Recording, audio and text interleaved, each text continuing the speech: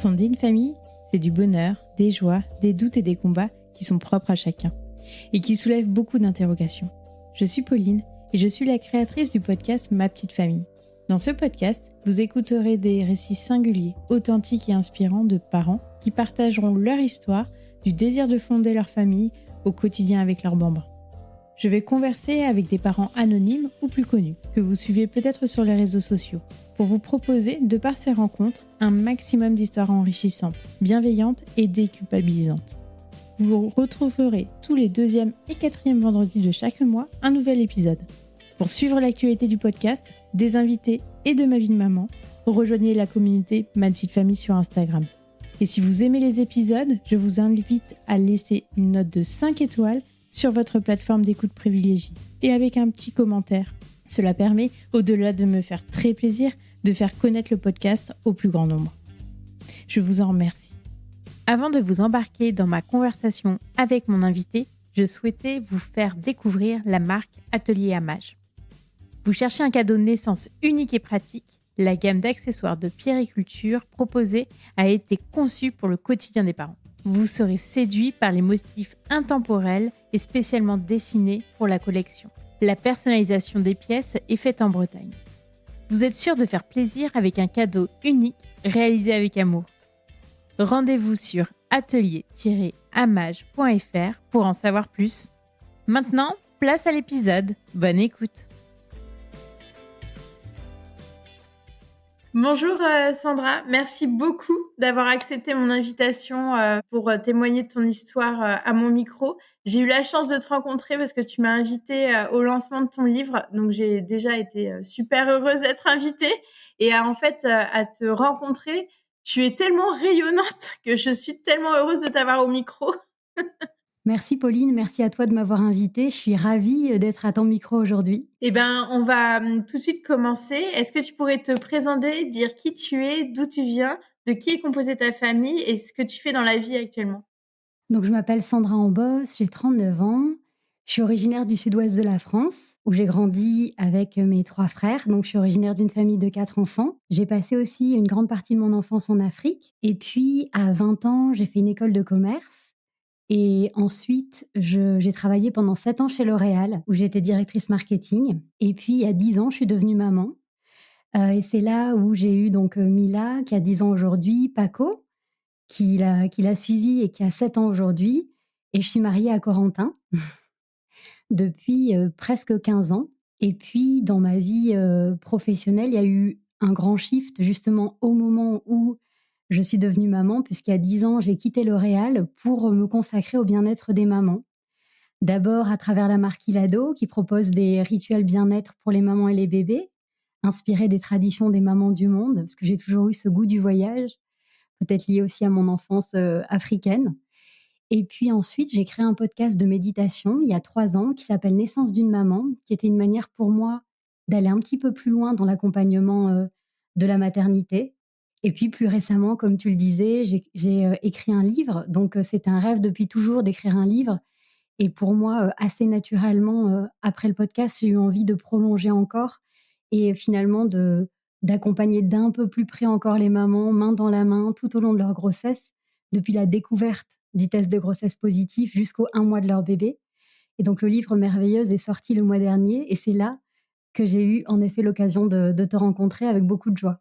Alors déjà, donc tu disais que dans ton enfance, tu as vécu en Afrique. Est-ce que c'est là aussi où tu t'es dit, en voyant peut-être une autre façon d'aborder sa maternité, que toi, si tu voulais être maman demain, tu aurais une autre vision que plus occidentale? Alors c'est sûr que la place de l'enfant, est très différente en Afrique. Alors déjà, bon, les familles sont beaucoup plus nombreuses. Donc moi, j'étais au Nigeria, puis au Congo et donc il y a une vision hyper, c'est une vision de la maternité qui est pas intellectualisée, contrairement à notre vision occidentale et tu sens que c'est, très intuitif, en fait, que les mamans, elles ont beaucoup d'enfants, qu'elles savent très bien se débrouiller. Elles ont une vision de la vie aussi, qui est dans un lâcher-prise qui est, très intéressant à observer de l'extérieur, comme une espèce de confiance à toute épreuve et parfois ça se termine mal aussi. Tu vois, j'étais enfant et j'étais aussi confrontée à la mort en couche de certaines personnes que je pouvais connaître dans mon entourage. Donc je pense que ça m'a permis de voir la maternité comme quelque chose paradoxalement de très joyeux, de très simple. Les femmes, elles allaitent, tu les vois allaiter, partout, tout le temps, alors que là, on est en train de réapprendre qu'on peut allaiter partout, tout le temps, mais là-bas, c'est complètement spontané. Et puis, c'est aussi, à travers cette expérience de vie en Afrique que j'ai pu, voilà, parce qu'en Afrique, on avait peu de distractions extérieures, il y avait pas de cinéma, il y avait pas on vivait un petit peu en cercle fermé et donc moi je j'ai ça a été un moment très fondateur pour ma famille. C'est là où ma mère, est tombée enceinte de mon troisième frère, donc j'avais 11 ans à l'époque et donc on avait école que le matin, donc les après-midi, j'étais avec ma mère, avec, mon frère et donc on j'ai pu vraiment aussi observer cette maternité de très près, au plus proche de ma mère, ce que j'aurais probablement pas pu vivre si j'avais été, dans un système scolaire en France, avec toutes mes activités, enfin, c'est sûr et c'est marrant parce que c'est la première fois que je me posais la question, mais c'est sûr que ça a influencé ma vision de la maternité et aussi ce que j'ai pu constater, c'est que la maternité, malgré tout, aussi différente soit-elle d'un endroit à l'autre, il y a beaucoup d'universalité dans la maternité et c'est aussi ce qui m'a donné envie de créer Ilado. Puisque Ilado donc s'inspire des rituels des mamans du monde et j'ai vu des rituels africains, donc il y en a par exemple qu'on explore sur le site, sur le e-shop d'Ilado, mais voilà, il y a quelque chose d'assez beau dans cette universalité. Le lien qu'on ressent pour chacun de nos enfants est unique et pourtant, d'un bout à l'autre du globe, je pense que les mamans, elles ressentent aussi certaines, émotions, partagées, et les rituels de bien-être justement sont facilement exportables et facilement, partageables parce que ça parle à tous. Tout de suite, tu t'es dit que tu voulais être maman ou tu t'es dit: «On verra bien dans la vie, je fais peut-être ma carrière»? Parce que comment on fait, pour passer de directrice de chez L'Oréal à Ilado? C'est vraiment une transformation, la maternité? Je crois que, j'ai toujours rêvé d'être maman et je crois que ça fait partie du sens de la vie pour moi, en tout cas. Et tu vois, quand j'étais, enfant, j'étais, le genre de petite fille qui avait tout le temps sa poupée avec elle, qui était ma fille, quoi. Elle avait un prénom, elle avait un deuxième prénom, je l'habillais, je l'amenais partout avec moi jusqu'à très tard. Tu vois, je me souviens encore en sixième. e ça peut paraître bizarre quand on voit les générations d'aujourd'hui, mais j'étais toujours avec, ma poupée et j'ai toujours rêvé d'être maman et quand ma mère est tombée enceinte de mon frère, donc j'étais en sixième, j'avais 11 ans et c'est là où j'ai posé ma poupée pour pouvoir m'occuper vraiment d'un vrai bébé, tu vois? Donc il y a eu ce prolongement-là et pendant quelques années, j'étais vraiment sa deuxième petite maman. J'adorais m'occuper de lui. C'était, ouais, c'était je me s enfin, quand j'y repense, je revois très bien mon petit frère. J'ai du coup pu observer la grossesse de ma mère, j'ai pu l'observer allaiter, et c'était très fort pour moi et c'est vrai que ça m'a toujours donné envie et après, c'est comme si la raison avait pris le dessus et que, la société un peu nous remet sur les rails, quoi. Ben, être maman, c'est pas un métier, donc être femme au foyer, c'est pas, une ambition dans la vie et donc je me suis plongée à fond dans mes études et j'ai été comme dans un tunnel en mode pilote automatique jusqu'à ce que, j'ai envie à nouveau, enfin que ce désir revienne quand c'était le bon moment parce que ça y est, j'avais coché les autres cases, bah, j'avais rencontré, mon mari, on s'était donc mariés, j'avais acheté mon appartement, j'avais passé le cap pour être directrice marketing parce qu'avant d'être directrice marketing, il y avait plein d'étapes hiérarchiques et c'est comme si à ce moment-là, je me suis donné à nouveau le droit d'exprimer mon envie d'être maman parce que, voilà, tout était en place dans mon environnement extérieur. Mais voilà, ça a quand même toujours fait partie de moi. Donc, quand tu tombes enceinte, tu te renseignes beaucoup, sur, la grossesse, la maternité? Tu suis un parcours, de préparation à la naissance, on va dire standard avec une sage-femme ou c'était un peu différent? Alors la maternité en elle-même, la grossesse, l'accouchement, était pas quelque chose qui m'impressionnait et qui me faisait peur parce que j'avais l'impression d'avoir pu l'observer beaucoup autour de moi. J'ai suivi des cours de préparation plutôt classiques. En plus, c'était donc il y a presque, 11 ans maintenant. On était moins bon alors Instagram, était à ses débuts, on était moins autour de cette vision, en tout cas dans mon environnement, il n'y avait pas cette, séparation accouchement physio, accouchement, médical. En tout cas, moi j'étais pas dans cette vision-là. Moi, j'avais simplement envie d'accueillir ma fille, dans le respect, dans l'amour, dans le calme. Donc au-delà de la préparation classique, je suis quand même très scolaire, très dans les rails, Donc voilà, on m'a dit: «Il faut faire ça, il faut t'inscrire là». Bon, je me suis inscrite, j'ai suivi la préparation, mais j'ai eu la grande chance d'avoir une belle-sœur qui avait déjà des enfants et qui, elle, était très ouverte et elle a planté les graines, en fait. C'est marrant parce que quand je suis devenue maman, elle a, je pense, presque 10 ans de plus que moi et quand je suis tombée enceinte, il y a ce lien de sororité qui existait déjà, mais qui s'est vraiment renforcé parce qu'elle a pu me conseiller. Donc elle m'a recommandé de l'aptonomie, ce qu'on a fait. Elle m'a offert un petit journal en me disant, «Tiens, si tu veux, tu peux écrire à ton bébé». Et donc du coup, toutes les semaines avec mon mari, on écrivait à notre bébé et ça a été, hyper riche, au-delà même du beau souvenir que ça fait pour nous et pour notre fille.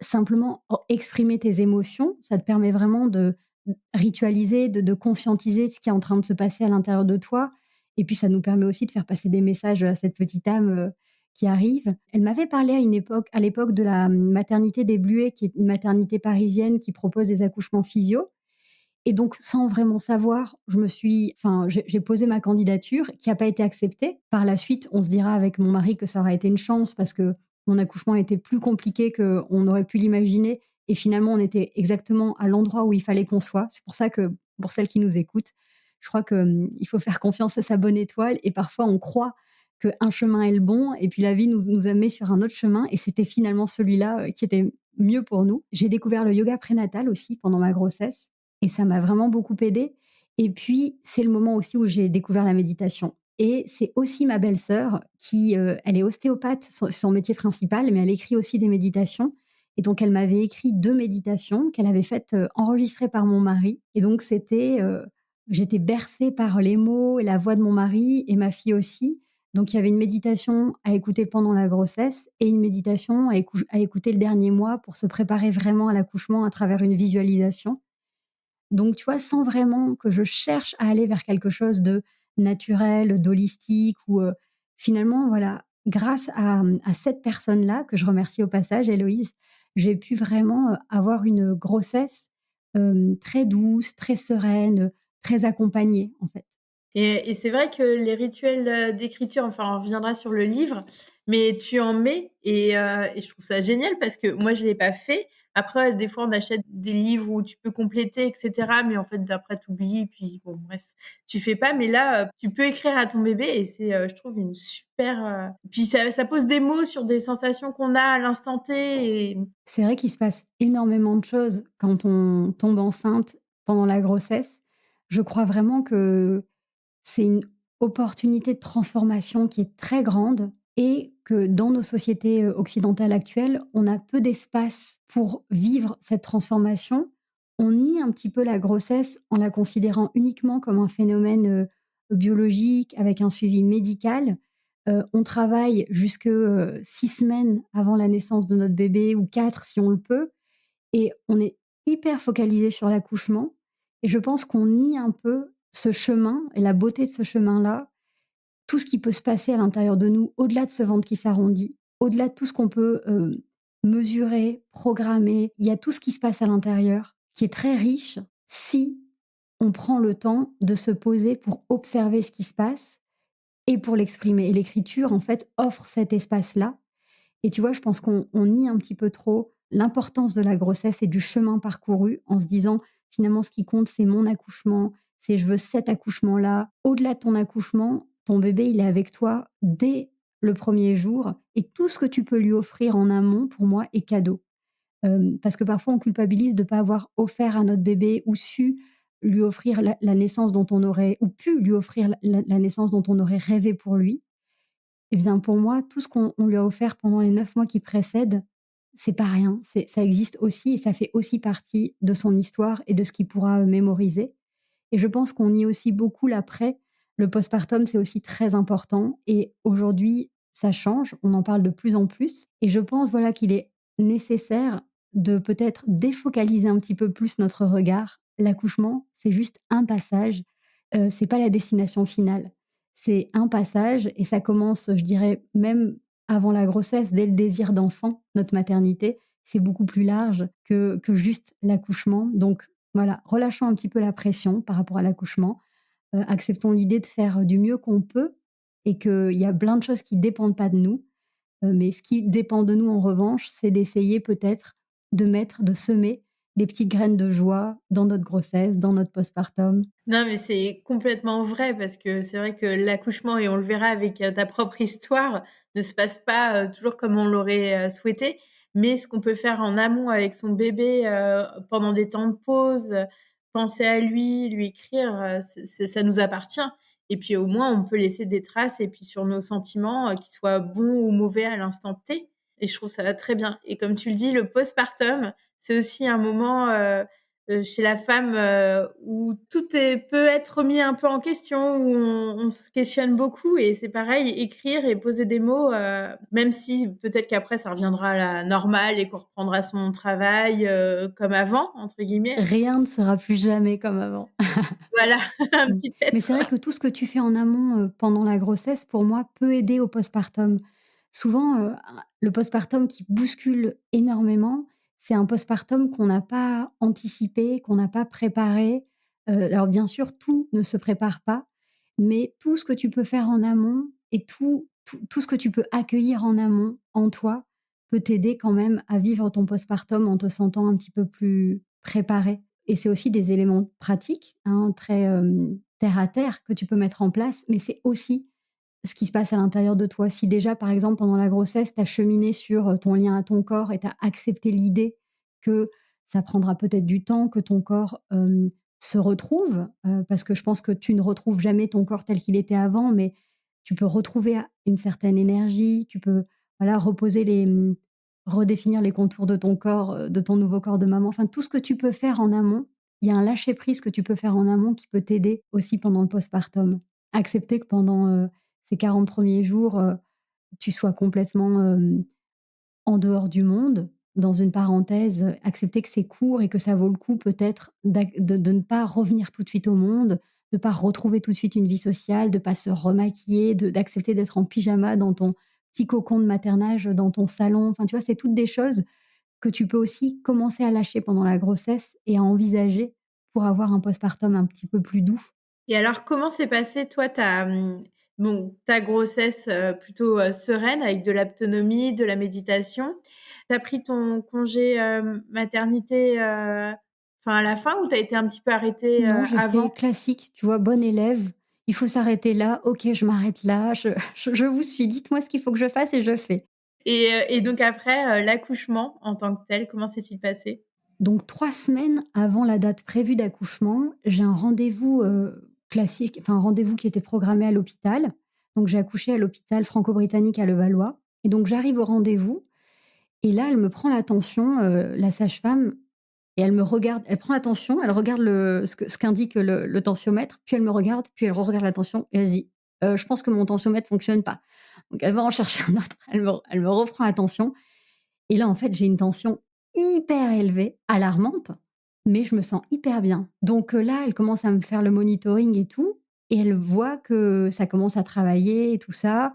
Mais je sens un petit peu dans son regard une inquiétude, mais il y a comme une partie de moi qui veut pas la voir, tu vois? Moi, je me sens bien, en fait. Je suis un peu en déconnexion, avec toute cette partie de données médicales. Et en fait, il y a quelqu'un d'autre qui vient, on me fait, des tests, urinaires, on me fait une prise de sang et cetera et donc là, on me dit: «En fait, vous êtes en train de faire une pré-éclampsie». Donc on m'en avait parlé un petit peu pendant mes cours de préparation, à l'accouchement et je me souviens d'une seule chose, c'est que si elle arrive tard dans la grossesse, c'est pas grave, c'est simplement qu'il faut accoucher, vite et en effet, donc les sages-femmes le confirment. Elles me disent: «Vous allez accoucher aujourd'hui madame, de quelque façon que ce soit, ce sera aujourd'hui». Mais moi, bon, je suis un peu enfin voilà, je me sens bien, je me sens détendue. Elles me mettent dans une chambre et je suis toute seule dans cette chambre. Mon mari me dit: «Bah, je te rejoins en fin de journée», parce que je lui dis: «Enfin, c'est même pas nécessaire que tu viennes, je suis bien, je vais commencer à faire mes petits mouvements», et juste, c'est vrai que j'ai en tête et ça, bon, on peut pas s'en empêcher, hein, que c'est quand même mieux, que l'accouchement se passe naturellement, que c'est mieux qu'il soit pas déclenché. Pour le coup, ma mère avait été déclenchée pour, mon deuxième frère, donc son troisième enfant et elle m'a toujours dit que c'était pas le bon moment pour mon petit frère et du coup, elle avait eu un accouchement très long, donc je me dis: «Bon, bah, je vais essayer de mettre à profit, les cours, enfin tout ce que j'ai appris en autonomie». Donc je parle à ma fille dans cette petite chambre, je lui dis: «Bon allez ma petite cocotte, c'est aujourd'hui, on va se rencontrer, je suis hyper contente, moi je me sens prête, est-ce que tu es prête toi aussi?» Essayons de faire en sorte que ça se passe, naturellement, Et là et ça, c'est hyper amusant, mais à peine j'ai terminé de lui parler que je perds les os et donc tu vois, ce simple fait-là m'a mis dans une bulle de confiance. Je me suis dit: «OK, en fait, elle est avec moi ma fille, elle a tout compris, on est prêtes toutes les 2 et ça se fera aujourd'hui». Et donc même s'il y avait cette épée, de Damoclès de la prééclampsie, voilà, moi j'ai été très confiante, l'accouchement s'est mis en place naturellement. La sage-femme rentre et je lui dis: «Je viens de perdre les os». Elle me dit: «Quoi? Vous avez perdu les os?» Je dis: «Oui, oui». Bah, tout se passe de manière assez calme et détendue et ensuite donc mon mari me rejoint en fin de journée, donc j'ai commencé à faire le travail par moi-même et on se met nos musiques, on fait les petits gestes d'autonomie. Nous, on est complètement dans notre bulle et en fait, ce qu'on voit pas, c'est l'inquiétude du personnel médical qui est quand même réelle. Vous le voyez pas ou ils vous le disent pas? Enfin, Alors ils ne nous le disent pas, à part le mot prééclampsie, ils nous ont rien dit et tout l'accouchement et ça, je pense que c'est un cadeau pour nous aussi, ils ont pas montré de signes qu'ils étaient alarmistes, ils nous ont un petit peu laissé je pense que alors ils nous regardaient parfois un peu amusés, genre: «Mais ils sont complètement perchés ces 2 là», parce qu'on avait la même musique en boucle, d'ondes je sais pas quoi, tu sais, les fréquences, et puis à un moment donné, elle me dit, «Ah bah», je dis: «J'ai l'impression que votre bébé est rêveur, il regarde vers le haut» et moi hyper, voilà, naïvement, je dis: «Ah ben, en autonomie, on en avait parlé, est-ce que vous pouvez d'abord voir si mon mari peut lui-même, demander à ma fille de se retourner?» Enfin, on les amusait un petit peu par notre naïveté, je pense, mais je pense que l'innocence aussi a du bon. Et pour le coup, mon mari, il était pas du tout lui non plus. Parfois, le mari, dans ce cas, prend un peu, tu sais, l'énergie, du personnel médical et la maman est seule un petit peu dans sa bulle. Là, on était vraiment à 2 et donc ce qu'on a juste senti, c'est que vu la tension très élevée, très vite, ils m'ont proposé la péridurale. Je m'étais pas dit que j'accoucherais avec ou sans péri, je m'étais dit: «Je ferai du mieux que je peux». Aujourd'hui, je sais que si on veut accoucher sans péri, il suffit pas de se dire: «Je fais du mieux que je peux», il faut vraiment, bah, le préparer. À l'époque, tu vois, c'était pas du tout une préoccupation pour moi et donc là, ma fille naît et donc on l'accueille et c'est un moment, magnifique, on lui parle, je lui chante la berceuse que je lui chantais pendant sa grossesse, donc on reste vraiment sur notre petit nuage et c'est là, en fait, où on s'est rendu compte que c'était pas qu'une prééclampsie. On s'est rendu compte, en fait, que c'était une prééclampsie avec complication, une complication sévère qu'on appelle le syndrome HELP.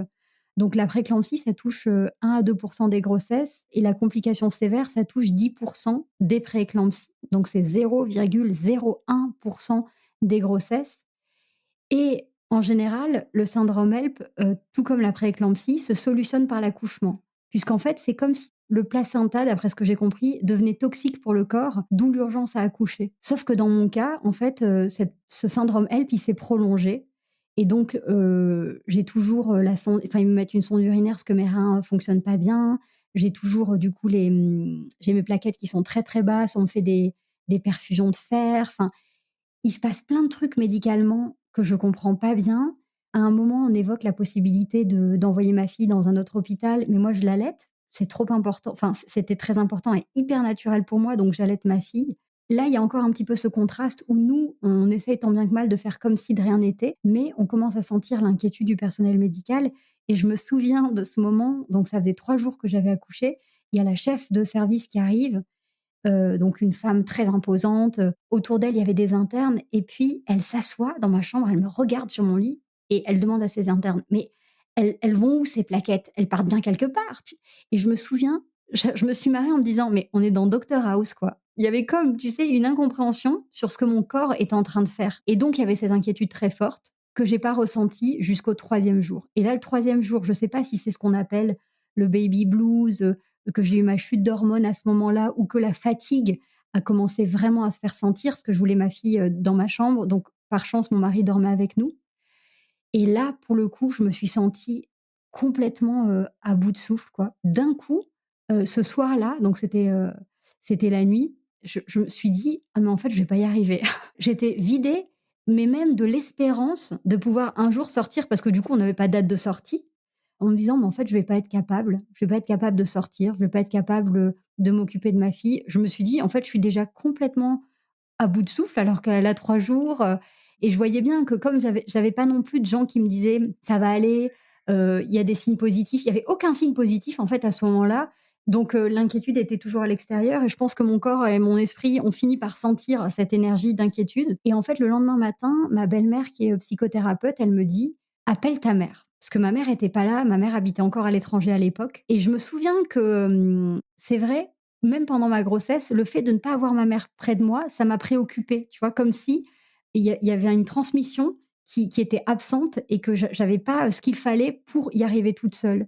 Mais tu vois, dans cette société où c'est bien d'être forte, de pas exprimer, tu vois? J'ai pas exprimé le besoin, de ma mère et là, ma belle-mère donc me dit: «Tu sais, ça s'appelle le syndrome HELP, peut-être qu'il faut que tu appelles ta mère à l'aide et que c'est d'elle dont tu as besoin. Moi, je t'adore, mais je remplace pas ta maman, et donc j'appelle ma mère en lui disant: «Bon, il y a un truc qui va pas, j'ai besoin de toi». Elle arrive le lendemain matin, elle prend le premier avion, on était à la veille de Noël, elle laisse, mes frères, mon père pour venir à mon chevet et le lendemain, quand elle arrive, vraiment, je sens que c'est le moment où je deviens mère. C'est comme si l'accouchement s'était prolongé, prolongé, tant que j'avais pas eu ce lâcher prise et quand elle est arrivée, j'ai lâché prise. Je me suis mise à pleurer. Je me souviens, il y avait ma fille qui pleurait, mon mari qui pleurait de nous voir toutes les 3. C'était tellement intense et j'ai accepté à ce moment-là d'être vulnérable. En fait, je crois que, on dit, tu sais, que la grossesse te transforme, que l'accouchement te transforme et c'est comme si j'avais tellement de résistance et là, pam, j'ai lâché mes résistances. J'ai accepté que, il fallait, aussi, demander de l'aide, faire confiance au corps médical, et je pense qu'il y a quelque chose de l'ordre de la réparation qui s'est produit à ce moment-là. Tu vois, moi, j'étais une petite fille très, autonome, très débrouillarde, à jamais vouloir qu'on l'aide. Comme ma mère, voilà, avait après moi, il y a eu 2 petits frères. Il y avait mon frère aîné, mais il y a eu 2 petits frères. J'étais toujours la petite maman, celle qui se responsabilisait et cetera et c'est comme si j'étais tellement un peu, parentifiée que je pouvais pas, il a fallu que je redevienne fille, petite fille, tu vois? Qu'on s'occupe de moi à nouveau pour devenir la mère de mes propres enfants. Enfin, en tout cas, de ma fille à ce moment-là. Aujourd'hui, c'est l'analyse que j'ai faite et que voilà, parce que j'ai beaucoup échangé ensuite. C'était un événement qui a été très brutal malgré tout pour moi, tu vois? Parce que je me souviens la veille de l'arrivée de ma mère, j'ai vraiment cru que j'allais mourir, en fait. J'ai vraiment cru, quand je te dis, j'ai l'impression que j'y arriverai pas. J'ai cru que j'allais mourir et il y a une partie de moi qui l'avait accepté et j'avais ma petite fille sur moi et je me souviens, elle pesait, même pas 3 kilos et je me suis dit: «Mais c'est mon ancre, en fait». Elle était tellement posée sur moi et je sentais son amour sur moi, je sentais et je me suis dit: «Mais en fait, je peux pas la laisser», tu vois? Et c'est aussi pour ça quand ma belle-mère m'a proposé cette solution «appelle ta mère», j'ai saisi la perche et je me suis dit: «OK, encore un petit effort», quoi, tu vois? Mais donc ça a été hyper intense pour moi d'un point de vue émotionnel. Il y a eu vraiment un avant, un et un après et je suis plus la même personne aujourd'hui. Avant, j'étais vraiment quelqu'un, bah, voilà, j'étais, tu sais, en mode pilote automatique, comme je le disais, à vouloir cocher toutes les cases, à vouloir, réussir professionnellement, travailler chez L'Oréal, gagner beaucoup d'argent.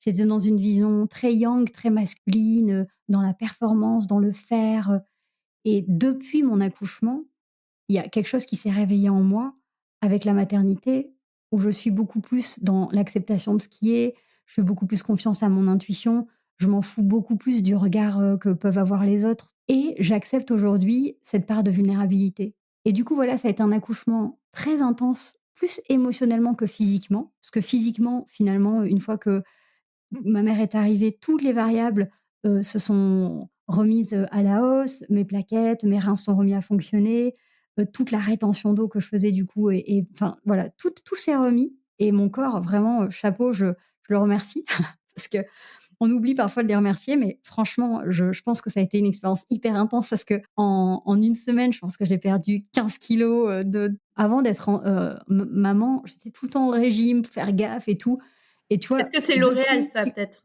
Non? C'est l'image, bah, ouais, il y avait ça. Il y a l'image et puis même ado, tu sais, nous, on a eu l'adolescence, enfin, nous, on jouait à la Barbie, on avait, l'adolescence, en plein «Parce que je le vaux bien», L'Oréal et tout. Moi, tu vois, c'était Claudia Schiffer le modèle. Tu vois quand même un petit peu pour notre génération, la manière dont on voyait notre corps dans le miroir par rapport à ce qu'on voyait dans le elle, tu vois? Et finalement, après cet accouchement, mais c'était fini. Tu vois? J'ai tellement lâché toutes les couches, enfin beaucoup de couches, j'en ai encore, je crois que c'est le chemin d'une vie de lâcher ces couches de croyances limitantes et cetera. Mais voilà, tout s'est transformé et donc c'est le moment où j'ai décidé de ne plus retourner chez L'Oréal, que ça n'avait plus de sens pour moi, cette vie-là, ça n'existait plus. Il y avait plus ce futur, donc j'ai décidé de rester à la maison, de m'occuper de ma fille pendant 1 an, de créer ma propre entreprise pour le bien-être des mamans. Et ça, tu as été toujours soutenue par ton mari? J'avais déjà planté la graine un petit peu parce que, pour la petite histoire, en fait, au moment où j'ai voulu devenir maman, ça marchait pas. Enfin, ça a mis du temps. Alors, peut-être certaines mamans qui m'écoutent trouvent que c'est pas longtemps, mais ça a pris 1 an. Et pendant 1 an, enfin moi qui avais toujours tout programmé dans ma vie, le prochain voyage, la prochaine réunion, la prochaine étape, je me suis rendu compte qu'en fait, l'arrivée d'un bébé, ça se programmait pas. Et donc, au bout d'1 an, je me suis dit: «OK, il y a peut-être quelque chose qui bloque». Je pense que c'est peut-être aussi ma belle-mère qui m'a mise un peu sur ce chemin et donc sans passer un accompagnement médical, j'ai ouvert l'espace pour un accompagnement émotionnel et donc j'ai été voir, une psy et on a creusé et en effet, j'avais une vraie résistance. Bon alors, la peur de grossir, donc là, j'avais vu aussi une énergéticienne, donc là, la peur de grossir, elle me dit: «Oh là là, mais en fait, tu es pas prête parce que tu refuses d'imaginer que tu puisses, après avoir fait autant de régimes, accepter, de voir la balance, et c'est vrai, quand elle me l'a dit, je me suis dit: «Mais oui». J'avais peur de pas être, capable sans ma mère, tu vois? Oui, vous avez vraiment un lien fort avec ta maman, ça se ressent. La maternité a recréé ce lien, tu vois? C'était un peu comme si avant je disais: «Ouais, bah, laisse-moi». Moi, elle était femme au foyer et puis, tu vois, moi, je me suis un peu construite en opposition en me disant: «Bah, moi, je vais travailler, moi, je vais réussir, moi, je vais faire comme papa», tu vois? Donc je me suis vachement construite en opposition jusqu'au moment où la maternité nous a réconciliés vraiment et moi, j'avais ce modèle-là d'une maman au foyer, hyper généreuse, hyper présente, presque même dans le sacrifice, on peut dire, dans le dévouement, en tout cas et ça, en fait, c'était la plus grande résistance qui m'empêchait, je pense, de tomber enceinte, c'est que je me disais: «Je ne peux pas être chez L'Oréal et être la maman que j'ai envie d'être» et donc sans même savoir ce que je ferais, avant même de tomber enceinte, quand j'étais encore chez L'Oréal, j'avais déposé les statuts d'une société, sans savoir ce que j'en ferais et c'est la semaine où j'ai déposé les statuts que je suis tombée enceinte. Donc quand même mon mari, pour répondre à ta question, tu vois, il savait un petit peu. Simplement, au départ, je m'étais dit: «Je continuerai, à travailler chez L'Oréal jusqu'à ce que je gagne suffisamment d'argent». On se dit tout un peu ça, hein, quand on monte sa boîte. Sauf que pour moi, c'est carrément impossible parce que tant que tu fais pas le all-in, tant que tu mets pas les 2 pieds dans ta boîte, en réalité, c'est très, très difficile, je pense, de la faire fonctionner. Mais en tout cas, tu vois, je m'étais dit: «Bah, je retournerai chez L'Oréal. Après, je ferai les 2, enfin les 3, maman, L'Oréal et ma boîte et quand je gagnerai suffisamment, j'arrêterai L'Oréal». Mais après mon accouchement, je me suis vraiment, rendue compte que c'était pas possible. Donc j'ai prolongé mon congé mat. Ensuite, j'ai posé un congé création d'entreprise et puis finalement, au bout d'1 an, j'ai demandé une rupture conventionnelle parce que pour moi, c'était évident que je ne pourrais plus travailler chez L'Oréal et c'est vrai que ça a été assez, je pense, pas difficile pour l'entourage, mais difficile à comprendre pour l'entourage. Il y avait un peu, tu sais, cette impression que c'était un peu enfin, que c'était les hormones, que je reviendrai vite sur le droit chemin. C'est difficile pour les parents parce que les parents, ils se sont, sacrifiés pour, te payer tes études d'école de commerce et tu es arrivée, à être directrice marketing et puis d'un coup tu lâches tout. Quand même pour mon mari, c'est difficile parce que d'un coup, il faut compter beaucoup sur lui financièrement. Donc ouais, je pense que ça a été quand même difficile et du coup, moi, ça m'a fait beaucoup douter. Là, c'est pas un podcast d'entrepreneuriat, mais ça m'a fait quand même beaucoup douter un long moment et puis un jour, je me suis dit: «Allez, là encore, il faut que je lâche cette couche». Tu vois, tout comme j'ai lâché, pendant mon accouchement, il faut lâcher en fait, réussir sa vie, c'est pas, être directrice marketing chez L'Oréal. Je peux aussi avoir le sentiment de réussir ma vie en étant une maman heureuse, épanouie et en travaillant, à mi-temps sur un projet qui me tient à cœur et qui fait sens pour moi. Enfin, j'ai dû encore lâcher. C'est pour ça que je dis qu'en fait, on a toute une vie, hein, on lâche tout le temps, tout le temps, tout le temps. Mais voilà, il y a eu ce vrai avant-après. Tant que je doutais, l'entourage doutait et pour l'entourage, c'était difficile à voir parce qu'il me sentait pas non plus très, sécurisée à l'idée de quitter L'Oréal et quand moi j'ai arrêté de douter, il y avait plus de place non plus pour les doutes de l'entourage. Parce que quand tu es convaincu que ta boîte, elle va marcher, que ça va faire du bien aux mamans, les gens, ils te regardent différemment, ils te regardent plus avec admiration, peut-être de ta folie. Tu vois? Peut-être qu'ils se disent: «Mais elle est complètement timbrée, mais bon, en tout cas, elle y croit et tant mieux pour elle», tu vois? Mais il y a plus de place pour ça. C'est un peu, enfin, en tant que maman, je pense que c'est un vrai apprentissage aussi. C'est que quand nous, on est dans nos convictions et qu'il y a pas de place pour le doute, les gens, ils se permettent pas autour d'exprimer leurs propres doutes. Parce que bien souvent, quand même, c'est leurs propres doutes qu'ils expriment. C'est au regard de leur propre expérience, de leur propre peur. Ceux qui n'ont pas osé sauter le pas et monter leur boîte, ceux pour qui le titre est plus important que le plaisir à travailler, ceux pour qui l'argent et la peur de manquer est un vrai sujet. En réalité, ils nous envoient leurs propres doutes, tu vois? Et après ça résonne en toi ou pas, mais ça t'appartient pas, quoi. En étant dans l'entre-deux, tu te donnes la permission de ne pas réussir. Parce que énergétiquement, tu vois, il y a ce filet, et tu te dis: «Ben, en fait, je peux ne pas réussir puisque de toute façon, j'ai cette sécurité à côté». Et tant que tu te donnes la possibilité d'échouer, tu vois? Ou de ne pas réussir autant que tu le voudrais. Un jour, j'ai lu une phrase qui a beaucoup résonné en moi qui dit: «Il faut sauter d'abord pour que tes ailes se déploient». Et donc il y a toujours, en tout cas j'ai l'impression autour de moi, j'ai beaucoup de mamans entrepreneurs, il y a toujours ce moment où tu dois accepter ce saut dans le vide et faire confiance. Et ce qui va t'aider à réussir, c'est cette confiance à toute épreuve que ça va réussir. Parce que c'est vraiment une question de mindset et de pensée créatrice, tu vois? Si tu penses que tu as pas le choix et que tu vas réussir, bah, souvent c'est là où ça explose quoi, ça cartonne, ça marche, ça et je l'ai vécu à plusieurs, tu vois, ça fait bientôt 8 ans, Ilado et tu vois, je l'ai vécu, plusieurs fois et à chaque fois que je m'apprêtais un petit peu à choisir le compromis, à baisser les bras, c'est quand tu refais le all-in que ça repart, quoi. Parce que du coup, tu laisses plus de place au doute et à l'inquiétude et à la possibilité que ça ne fonctionne pas. Comment tu es arrivée à créer des bolas? Est-ce que c'était par rapport à, au voyage que tu as pu faire, à toi, parce que tu en avais acheté un à l'époque ou? Donc j'avais déposé les statuts de cette société et je réfléchissais à qu'en faire, tu vois? Je savais que je voulais être entrepreneur, mais je savais pas dans quoi.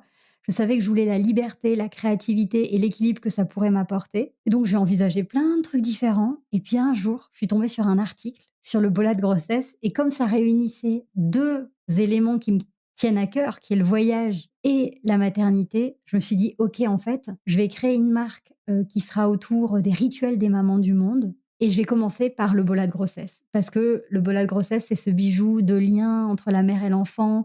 C'est un bijou qui est hyper symbolique et en même temps qui est une vraie source de bien-être pour la maman qui va être apaisée par ce son, qui va pouvoir entrer en lien avec son bébé. C'est une invitation à une grossesse sereine et en lien avec son bébé. Donc c'est ça qui m'a donné envie de faire des bolas de grossesse. Et pendant 3 ans, Ilado, c'était uniquement une marque de bolas de grossesse. Et puis peu à peu, voilà, j'ai ouvert à d'autres traditions, l'emmaillotage, les plantes, à infuser, les pierres de lithothérapie. Ça me nourrit en fait, tu vois? Aujourd'hui, Ilado, ça me nourrit et puis je grandis avec Ilado et ça, c'est assez chouette. Je pense que nos enfants nous font grandir. Je pense que tu confirmes. Mais quand on est entrepreneur, nos marques aussi nous font grandir d'une certaine façon. Parfois dans la difficulté, hein, parfois on est poussé dans nos retranchements. Mais du coup, voilà, Ilado, s'est étoffé au fil des années, un peu comme, on plante une graine et puis la graine pousse, tu vois? C'est vraiment ça aujourd'hui. Parce que tu as commencé toute seule, donc tu as dû aller voir les fournisseurs et cetera et puis là maintenant vous êtes combien? Alors quand j'ai commencé, à l'époque, donc quand j'étais, en congé mat et que je réfléchissais à cette marque, il y avait mon amie Célia qui était une amie d'enfance qui était en Afrique avec moi et Ilado, c'est le nom d'une presqu'île africaine où on allait en vacances ensemble et donc on était toutes les 2 enceintes et on s'est dit: «OK». Elle était prête aussi à développer cette marque avec moi, donc on était 2 associées et après finalement, au moment où moi j'ai fait le all-in en demandant une rupture conventionnelle, à L'Oréal, elle a fait le all out et elle est rentrée, elle est retournée dans son entreprise et elle a quitté la marque.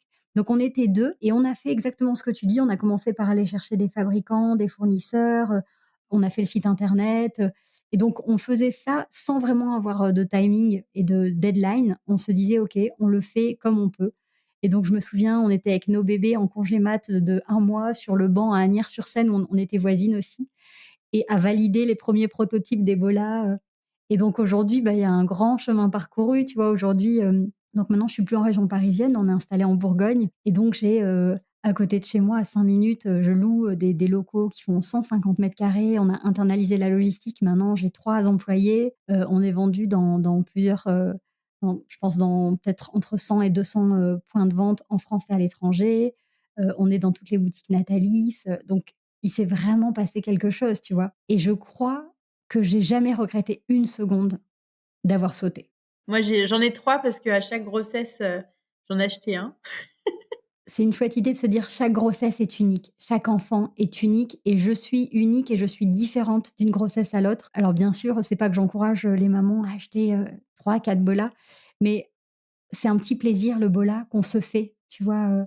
Et j'aime bien en effet l'idée, que chaque enfant a son bola et puis chaque bola a une symbolique et tu vois, en fonction de ta grossesse, tu vas aller chercher la symbolique qui te parle à ce moment-là.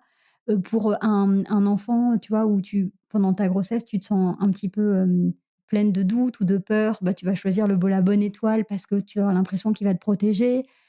Pour, un enfant qui arrive après une fausse couche, tu vas aller vers le bola arc-en-ciel parce que c'est comme ça que tu imagines ton bébé, c'est ton petit bébé arc-en-ciel. Enfin, tu vois, je trouve ça assez intéressant d'aller chercher une symbolique qui te parle, et qui va te porter une certaine énergie qui va t'accompagner pendant ta grossesse. Après la création d'Ilado, vous avez voulu, agrandir la famille et alors cette grossesse-là, comment s'est-elle passée? Beaucoup plus sereine, je suppose? Ou pas?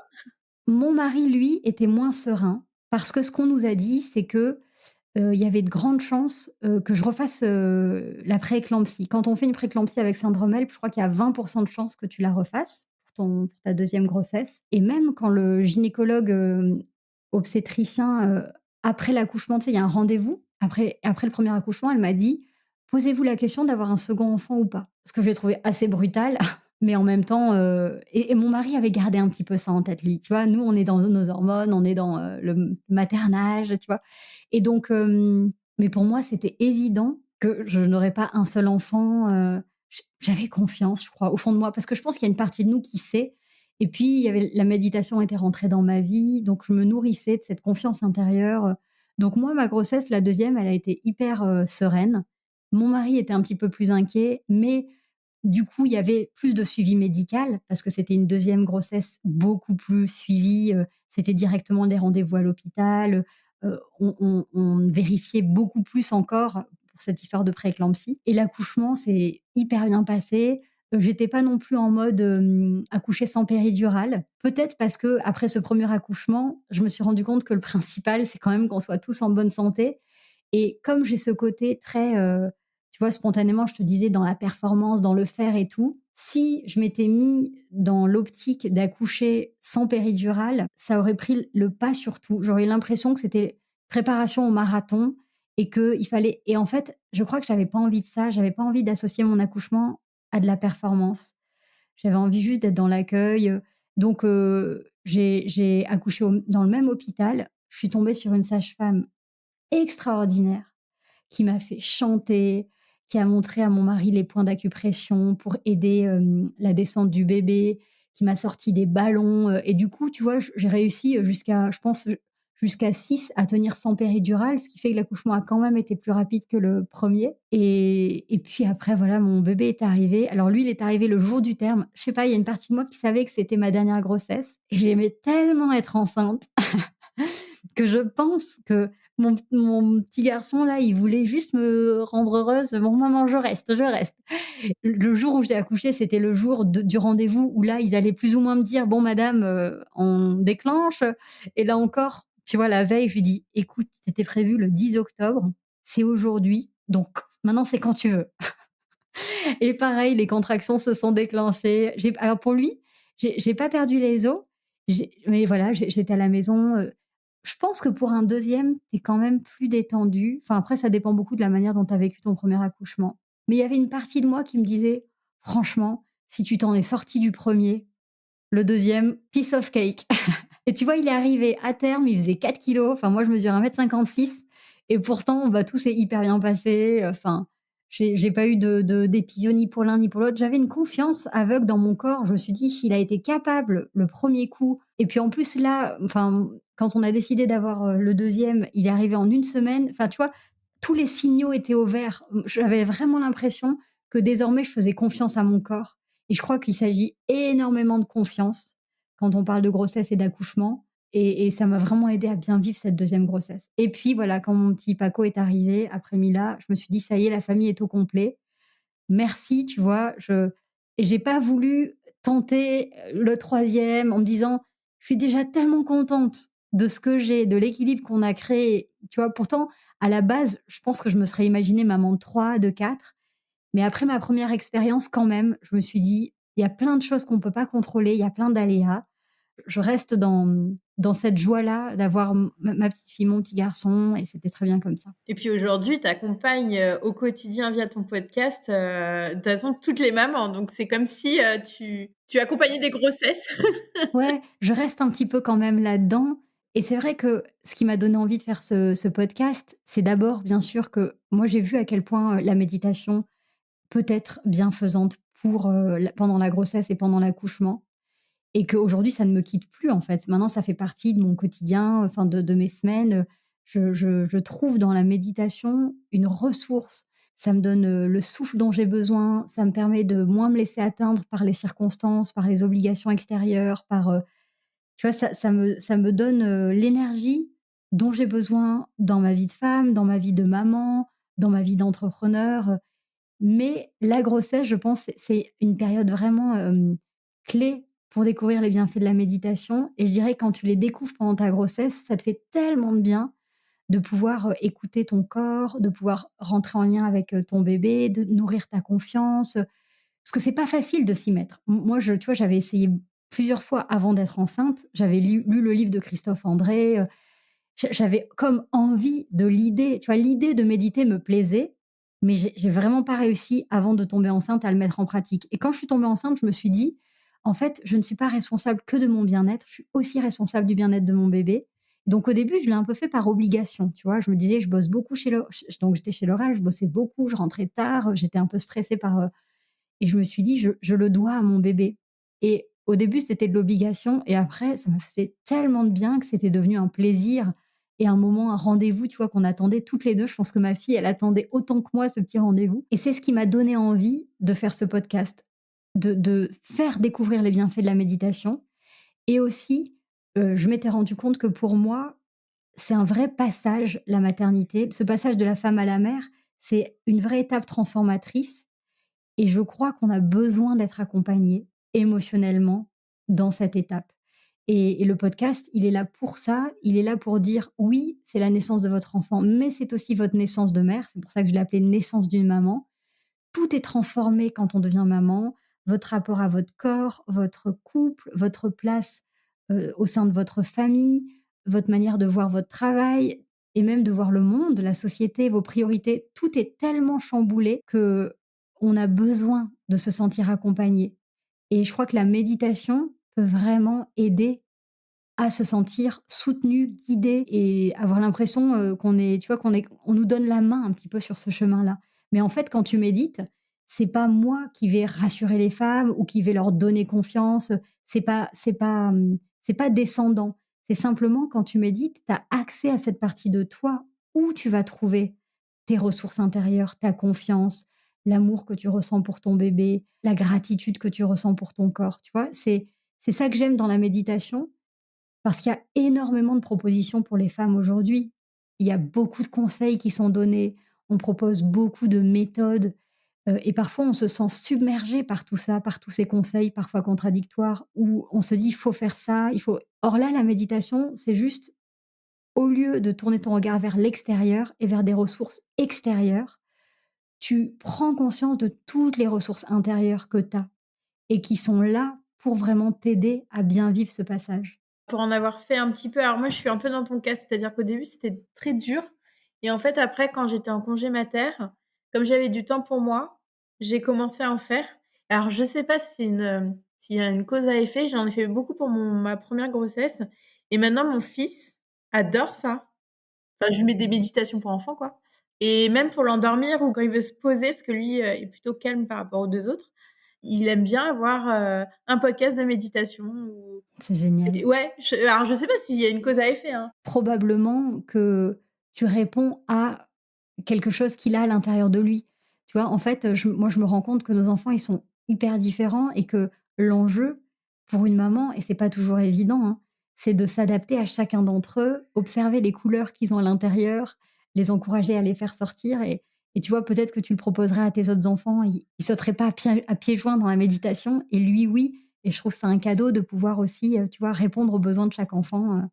Donc si c'est la méditation, c'est génial, pour lui. S'il a trouvé son outil, c'est un cadeau pour, toute une vie, je pense. Tu vois, moi, mes enfants, savent que je fais ça, me voient méditer et cetera. Donc je me dis: «Peut-être qu'un jour ils y viendront». Parce que, c'est aussi, plus que transmettre à ses enfants, c'est être qui tu es et puis ils se laissent aussi parfois inspirer, par ce qu'ils voient, tu vois? Mais aujourd'hui, mon fils, lui, il va trouver sa ressource dans la musique et ma fille dans la lecture. Je pense que chaque enfant trouve ses ressources, mais en tout cas, c'est précieux la méditation et cette idée qu'on peut aussi ne rien faire. Moi, j'essaye de leur montrer que, tu vois, quand je médite, je me pose et on est souvent, hein, sur des écrans. Ils nous voient beaucoup sur nos téléphones ou derrière nos ordis. Surtout, bon, voilà, quand tu es entrepreneur, tu as toujours un petit ordi, pas loin pour, répondre à quelques mails, travailler un petit peu et donc voilà, j'aime cette idée qu'ils puissent, voir qu'on peut aussi, en tant qu'adulte, ne rien faire et de temps en temps, eux, pendant leur temps calme aussi, ils ne font rien. Tu vois, mon fils, il est sur son lit, juste il se laisse porter ou parfois il écoute en effet des petites histoires, et je pense que ouais, c'est précieux pour eux. Et alors le dernier, je sais pas si on peut l'appeler bébé, c'est ton livre, qui reprend, en fait, j'ai l'impression que c'est vraiment un condensé de tout ce que tu as fait depuis 8 ans entre, l'écriture, la méditation, le podcast. Il y a beaucoup de toi et il y a ton histoire aussi au tout début et puis, des rituels, tu proposes des rituels aux mamans, mais ça, je trouve ça génial. Écoute, le livre, un peu comme, le podcast était le prolongement des créations d'Ilado, le livre, c'est le prolongement du podcast. C'est que je me suis rendu compte, aujourd'hui, tu vois, le podcast, au démarrage, c'était mon petit projet un petit peu personnel que je faisais à côté. J'avais 8, 10 000 écoutes, et puis maintenant, je suis aidée par, Céline Ferrari, qui a un podcast qui s'appelle «1, 2, 3 pépites» que je crois tu connais, qui m'a vraiment aidée à faire découvrir le podcast. Aujourd'hui, il est écouté, on a dépassé les 350 000 écoutes, il est recommandé par des sages-femmes, on a beaucoup de bouche à oreille et du coup, comme il est plus écouté, je reçois beaucoup plus de messages des auditrices. Et la plupart des messages, elles venaient, elles me racontaient ce qu'elles étaient en train de vivre et elles me disaient: «Quelle méditation tu me recommandes? Quel épisode tu me recommandes?» Et donc je leur faisais comme une petite prescription en disant: «Ah bah tiens, là, tu peux écouter, tu viens de faire une fausse couche, tu peux écouter ça. Tu viens de découvrir le sexe de ton bébé qui est pas celui que tu espérais, tu peux écouter ça. Tu as une peur précise, liée à ton accouchement, tu peux écouter ça». Et je me suis rendu compte qu'en fait, le podcast, c'est génial parce que c'est gratuit et parce que tu as accès à un catalogue de méditation dans lequel tu peux venir piocher. Mais ce qui manque, c'est ce lien et ce cheminement du début d'une grossesse à la fin de ta grossesse, à l'arrivée de ton bébé, et donc je me suis dit: «Je vais faire ce livre comme un guide de voyage dans lequel elles vont pouvoir se laisser porter et dans lequel je vais mettre tout mon cœur, tout ce que j'ai appris pendant ces 10 dernières années, de mon expérience de maman, de mon expérience de la méditation, de mes échanges avec, les professionnels de l'accompagnement et les sages-femmes, des témoignages des auditrices». Et donc pour moi, c'est vraiment un livre bilan, c'est la fin pour moi d'un cycle et je me suis dit: «Je vais mettre à l'intérieur tout ce que j'aurais envie de partager avec ma fille si un jour elle devient maman». Et d'ailleurs, c'est un livre que j'ai écrit au tu, comme les méditations sont au tu, parce que je trouve que cette notion de proximité, elle est importante.